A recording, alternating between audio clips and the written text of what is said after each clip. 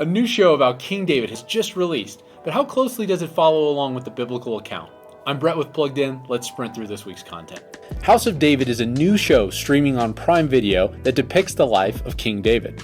But viewers will find that House of David does take some extra biblical liberties when portraying the story. Some of those added elements seem pretty harmless, but there are a few others that might leave people scratching their head at the changes made to the biblical story. Ultimately, families will have to decide for themselves if they're comfortable with the show's creative liberties.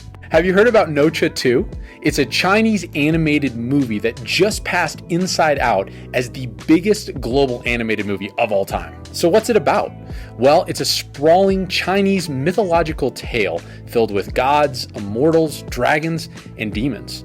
In fact, the main character himself is a demon. There's some nice craftsmanship on display here, but when your main character is a demon, you're likely going to have some content problems. Avowed is a first-person fantasy adventure role-playing game set in the world of Yora. Some have likened this M-rated RPG to games like Dragon Age or Skyrim. And like those titles, it has its own character-driven intrigues, but also its own dark and messy problems.